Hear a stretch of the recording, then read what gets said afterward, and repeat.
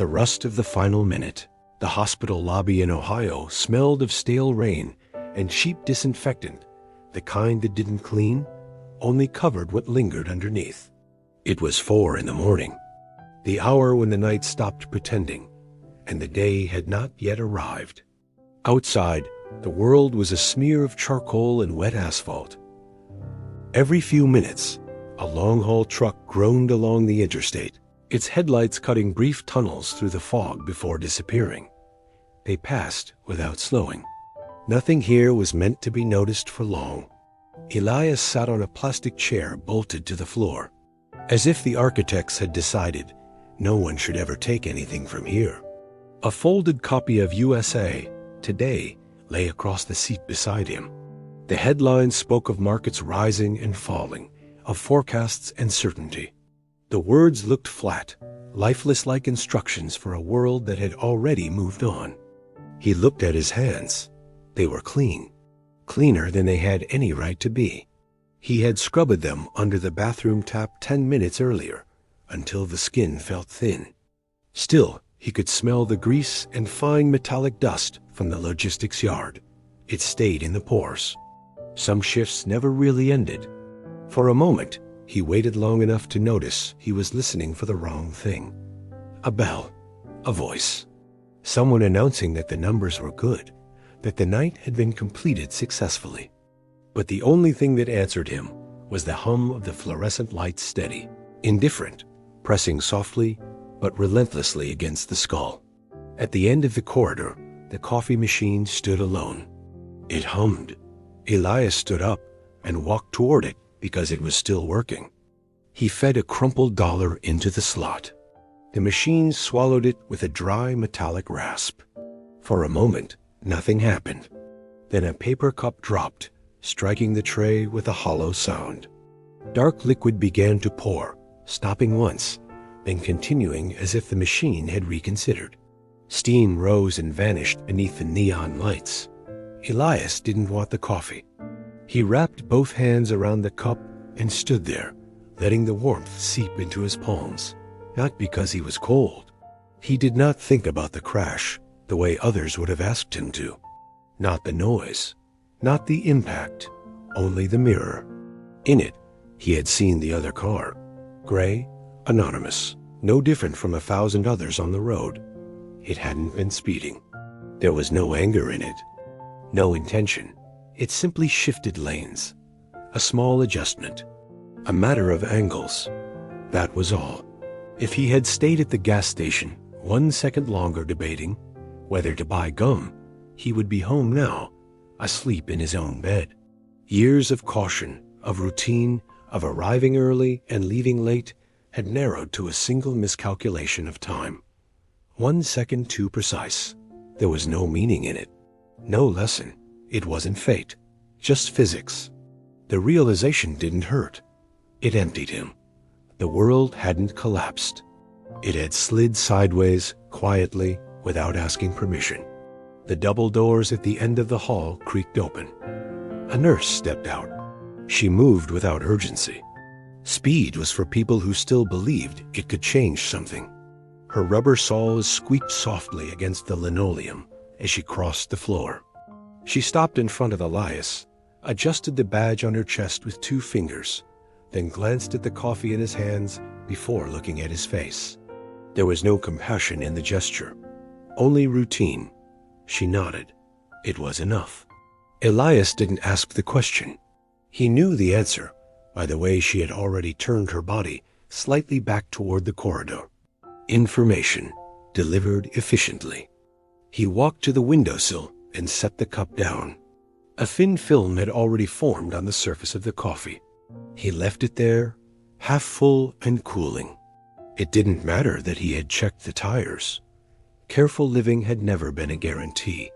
The machine was already finished with it. Outside, dawn waited. The air was damp and sharp, tasting of diesel and wet concrete. On the horizon, light gathered not golden, but a dull industrial pink, the kind that belonged to factory towns and fuel stations. Somewhere nearby, a garbage truck growled into motion, lifting what others had left behind. Elias reached his car. Dew covered the windshield. He wiped a clear path with the side of his palm, leaving a wide, wet streak. He wasn't in a hurry. Speed offered no advantage when chance held the controls. He sat behind the wheel and started the engine. Across the road, smoke rose from a factory chimney. Another shift was beginning somewhere. Another day had started. He put the car in gear and let it roll forward. It was enough. Zero alignment. The hallway light is on, only that one. It leaves the corners of the apartment dim. The kitchen window still holds the gray of the day. Outside, nothing stays long enough to settle. The front door is closed. The lock has been turned twice. A strip of tape crosses the latch, pressed down unevenly. One edge has been lifted before and set again. The adhesive thins there, but it holds. Near the entry rug, a scuff mark breaks the pattern of wear. Beside it, a thin line of grit runs toward the wall and stops short. A chair sits slightly away from the table, one leg resting on the seam between tiles. The table is clear. By the sink, a cup stands upside down, left to dry. The porcelain smells faintly of water. The dish rack beside it is empty. At the end of the hallway, the electrical panel door hangs open, narrowing the passage. Its metal surface carries a faded label, handwriting crossed through in several places. One line remains, too light to read from this distance. He faces the panel without leaning. The jacket on his shoulders has been taken off and put back on at some point. The collar sits unevenly. His shoes are still on. When he shifts his weight, the left sole leaves a damp print that darkens, then fades. Two fingers reach into the panel and touch the row of breakers. Some are warm, others are not. His fingertips stay there longer than needed before he notices the pressure building. A small flashlight rests against the baseboard, rolled onto its side. A fingerprint clouds part of its lens. He grips one breaker near the bottom. He hesitates, registers the warmth beneath the ridges, then pulls it down. The hallway light stays on. The living room remains dim. In the kitchen, the refrigerator's low hum cuts out with a soft release. His hand stays on the breaker a moment longer.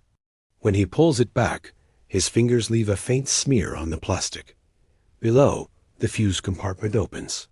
Inside, a cloth bag holds spare ceramic fuses. The fabric is worn smooth at the center, the drawstring frayed. He takes one fuse out, rolls it once between his fingers, then sets it back.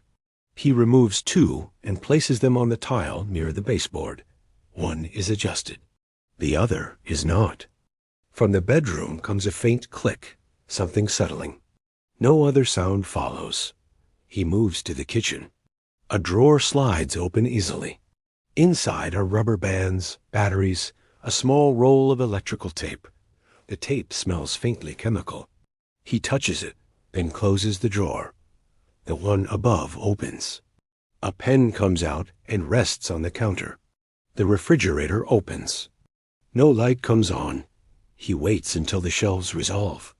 A bottle of water sits near the back. He moves it forward.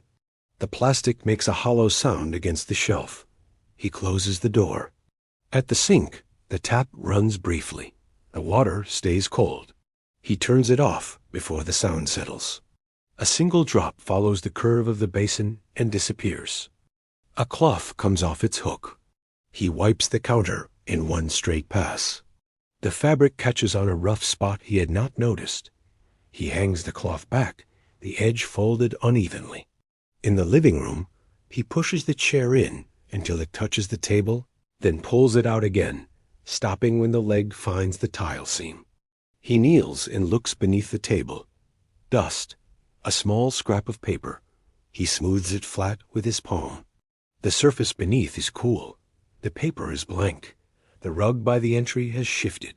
He pulls it back into line and presses the corner down. Grit presses under his nail.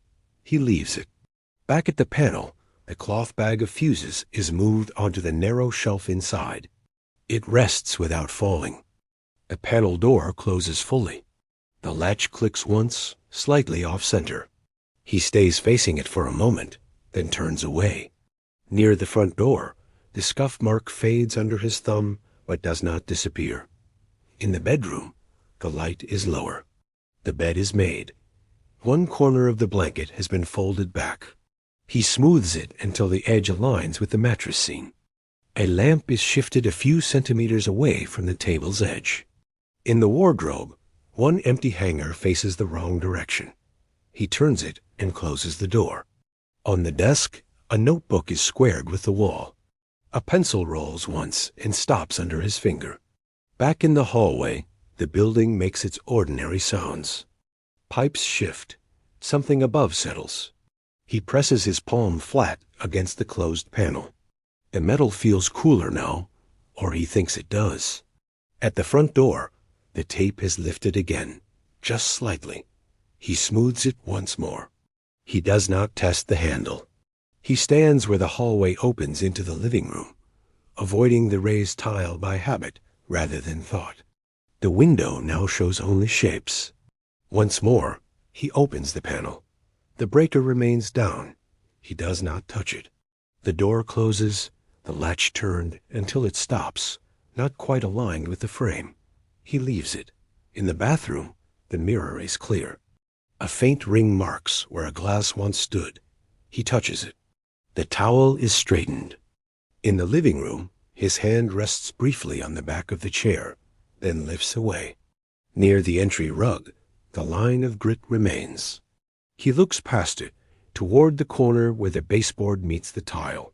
There, one small screw head catches what little light is left. He sees that it is not flush. He does not touch it. Two men in the same light. The town lay low against the road, as if it had learned not to stand in the way of passing traffic. A silver mist hung just above the asphalt, softening the edges of things that had already lost their sharpness: street signs, parked trucks, the pale outline of a diner roof. Sound traveled poorly in that air. Nothing here expected to last. Even the highway felt distant, reduced to a dull, patient breathing somewhere beyond the fog. The diner was open. Its lights were on, steady and indifferent. Inside, the metal surfaces held the cold of the night a little longer than they should have.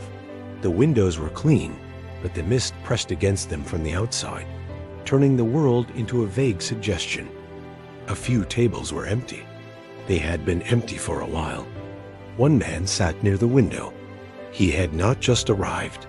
He had already been there long enough for the room to stop noticing him. His coat rested on the back of the chair, his hands near a cup that no longer gave off steam. He watched the fog without following it. His breathing was even. The coffee lay dark and still. No steam rose from it now. He wrapped his fingers around the cup anyway, more out of habit than need. The porcelain held a thin warmth at the bottom, stubborn, as if reluctant to let go completely. He did not adjust his grip. From the kitchen came the same sounds, repeated without variation: the scrape of metal, the brief hiss of water, a drawer closing. Once, something clattered to the floor and stayed there for a moment before being picked up. The rhythm returned, unchanged. He listened without turning his head. Each sound marked time, but none of them seemed to move it forward. Outside, the fog thickened near the parking lot. A truck passed on the highway, unseen, its presence reduced to a muted vibration through the glass. He took a small sip of the coffee and set the cup back in the same place. It tasted thin and finished. He left it where it was. The door opened without hurry. It let in a narrow line of colder air before closing again. The sound was ordinary, barely worth noticing. Still, the man at the window lifted his eyes, not out of curiosity, but because the movement entered his vision before he could stop it. The other man crossed the room slowly. His steps were unremarkable, measured, as if he were careful not to disturb anything that had already settled. There was nothing distinctive about him. At first glance, coat worn thin at the elbows, shoulders slightly forward, the posture of someone accustomed to waiting. Then his right hand paused at the counter, The wrist bent inward, briefly, as if correcting itself. That was enough. Recognition arrived without relief. For a brief instant, the first man wondered if it had gone both ways. The thought stayed longer than it should have. He looked back toward the window. His reflection wavered faintly in the glass. Nothing in the room shifted to meet the moment. They sat within the same field of light, separated by a few tables and the narrow aisle between them. The diner did not rearrange itself. Plates were set down. A cup was filled too close to the edge of the counter and moved back again. A chair scraped once and settled. The second man took his seat. He placed both hands on the table, then removed one, leaving it on his knee. The first man felt the change without turning his head. The space between them tightened. Not much. Enough. The second man drew in a breath. It stopped halfway. His mouth opened, then closed. The breath went out quietly. The sound never formed. The silence held, not gently. It pressed, testing how much it could contain. When the moment passed, it did not disappear. It settled instead. The first man lowered his eyes to the table, to the faint ring the cup had left on the surface. It was already drying, uneven at the edges. He knew speaking would change nothing. Any words would arrive too late, stripped of urgency, useful only for naming something that no longer moved. The effort required to begin felt heavier than the silence itself. Across the room, the other man shifted in his chair. The movement was small, almost apologetic. The first man did not look up. He let the decision remain what it was, unmarked, unshared. The room loosened slightly. They both faced the window now, though neither had turned deliberately. The fog outside shifted, thinning in one place, thickening in another. It gave the impression of change without progress. The diner's light spilled weakly into it and stopped. The coffee sat untouched. It had cooled beyond indifference. Their hands rested on the tables in similar positions, fingers relaxed, shaped by the same long habit. For a brief stretch of time, their stillness aligned. There was no relief in it, only the awareness that something had been set down, not lost. The silence after the decision felt different, less tense, more hollow. It lingered, steady and unremarkable, the way weather does once it settles in. The first man shifted in his chair. He checked the window again, as if measuring the fog by its patience. He placed his hand on the edge of the table and withdrew it, leaving the cup where it stood. He stood up a moment too quickly. The chair caught briefly on the floor before coming free. The sound was small, but it stayed. He did not look toward the other table. He reached for his coat, missed the sleeve the first time, and slipped his arm in and smoothed the fabric once. The second man remained seated a moment longer than necessary. He watched the coat settle on the other's shoulders. He noticed the empty space where he had half expected a gesture. None came. The moment closed without ceremony. The first man moved toward the door at an unhurried pace. The floor creaked once beneath his step, then fell silent.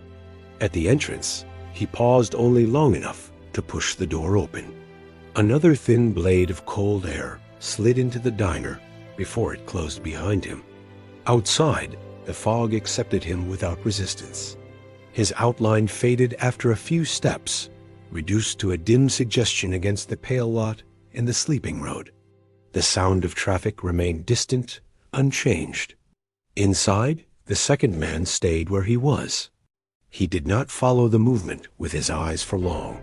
The space the other had occupied softened quickly, returning to the diner's familiar emptiness. Plates were cleared somewhere behind him. The fog began to loosen its grip. Shapes returned without sharpness, a stretch of asphalt, the dull edge of a sign, the faint shine of a parked truck. Nothing looked improved. It was only visible again. The second man sat a while longer. The cup in front of him remained untouched. His thumb rested briefly against the rim, then withdrew. The light above the table hummed faintly, steady, without warmth. He did not finish the coffee. He did not push it away either. When he finally stood, the chair shifted slightly beneath him before settling. It felt familiar without offering recognition. The diner remained as it was, clean, quiet, indifferent. Outside, the fog continued to lift, slowly, without promise, leaving behind a pale, even light that asked for nothing and offered nothing in return. The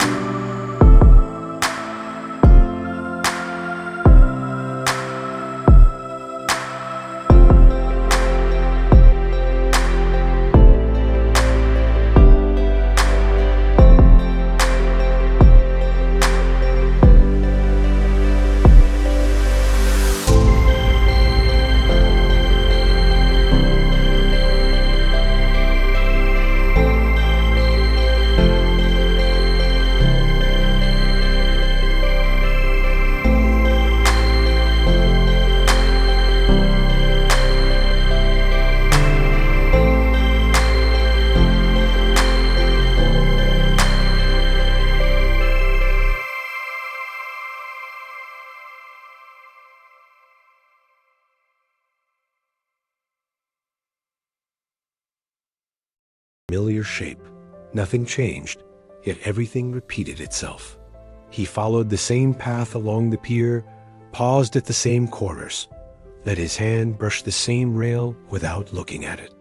The wind shifted slightly, enough to carry the smell of the water closer, then let it fade again. Somewhere metal knocked softly against metal. It had been doing that for years. He poured coffee from the thermos and took one sip before setting the cup down. The steam rose briefly, then disappeared. He didn't drink the rest. The cup stayed where it was, growing cold in his hand, then colder on the crate beside him. He lit a cigarette, drew once, and let it burn on its own. The ember glowed, dimmed, glowed again. A ship eased away from the dock farther down, its engines low and patient. He watched without moving. The water opened, closed, smoothed itself. Soon there was nothing left to see. He stood there a moment, longer than necessary, and turned back to his route, keeping pace with the night as it went nowhere. One of the lights along the fence flickered, then went dark. He noticed it only because the pier looked briefly unfamiliar. He stopped, waited, then tried the switch. Nothing happened. The darkness held. He stood there longer than the task required. The harbor did not react. The water kept moving. The ships stayed where they were. Somewhere a rope creaked, slow and patient. He listened, not for the sound itself, but for what might follow it. After a while, he stepped away, leaving the light unmarked. The path closed behind him, and the night returned to its place, as if it had never been disturbed. She was standing near the rail where the pier widened, close enough to the water that he noticed her only when he was already beside her. She did not turn when he stopped. The wind moved her coat slightly, then let it fall back into place. Beyond her, the water reflected broken pieces of light. He cleared his throat. She looked over then, as if she had been waiting for the sound rather than the man. Her face held no expression that asked for anything. "Is it always this quiet?" she said. "At night," he answered. She nodded, turning back to the water. That was all. They stood there without speaking. The harbor continued around them, unchanged. When she finally walked away, her footsteps faded quickly, and he was left where he had been, watching the water until it smoothed itself again. He did not expect to see her again, which is why he noticed her at once. She stood near the same rail, her hands resting on the metal as if it had always belonged to her.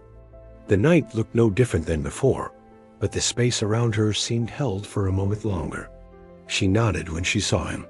It was not a greeting, more a recognition. He stopped a short distance away. Neither of them spoke. The water moved between the pilings, carrying light that broke and reformed without pattern. A ship's horn sounded somewhere beyond the harbor, low and distant. They watched the dark where it had come from, though nothing followed. When he resumed his round, she stayed where she was, and the sound of his steps carried them both forward into the night. She held the cup with both hands, though the coffee was already cooling. He had poured it without asking, set it down between them on the crate. Their shoulders did not touch, but the space was narrow enough to feel shared. The light from the pier caught the rim of the cup and left the rest in shadow. He offered her a cigarette. She shook her head, then changed her mind and took it. He lit it for her, shielding the flame with his palm until it steadied. She drew once and handed it back. He smoked the rest. The smoke rose slowly, lost its shape, and disappeared into the dark above them.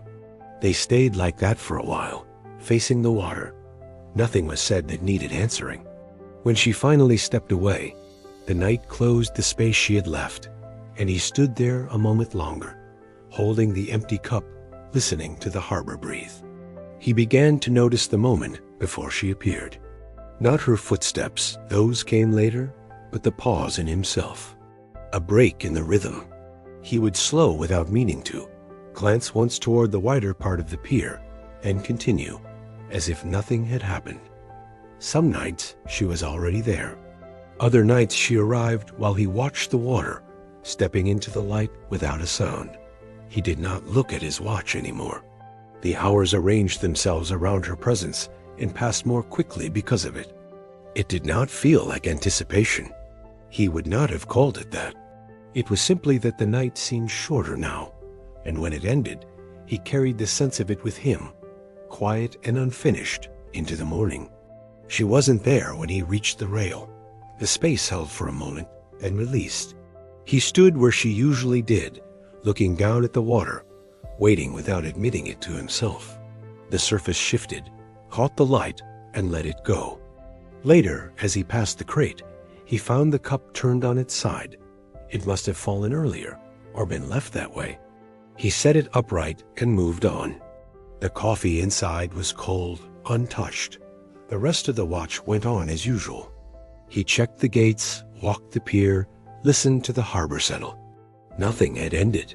Nothing had begun. The night closed around him and stayed. The routine returned without effort. He walked the same path, stopped in the same places, let the night arrange itself the way it always had. The harbor sounded no different. Metal tapped softly against metal. Water moved, patient and unbothered. The crate was empty now. He noticed it each time he passed, then stopped noticing it, then noticed it again. He did not replace it or move it away. It stayed where it was, exposed to the damp air, collecting nothing. Near the end of the shift, he stood by the rail longer than necessary, watching the water until the light thinned and the dark between the pilings grew shallower. He stayed there until the moment passed, then turned back, carrying the quiet with him. Morning reached the harbor without urgency. The water lost its sharp reflections and took on a flatter color, as if the night had been rubbed away. The air felt lighter, though nothing else had changed. A ship's outline moved in the distance, steady and indifferent. He stopped at the end of the pier where the lamp still burned. In the thinning dark, it looked weaker, almost unnecessary. He reached up and turned it off. The light disappeared at once, leaving the boards and water to find their own shape. He stood there for a moment, hands at his sides, listening as the harbor settled into daylight. Then he walked back along the pier, leaving the lamp behind, and the morning went on without him.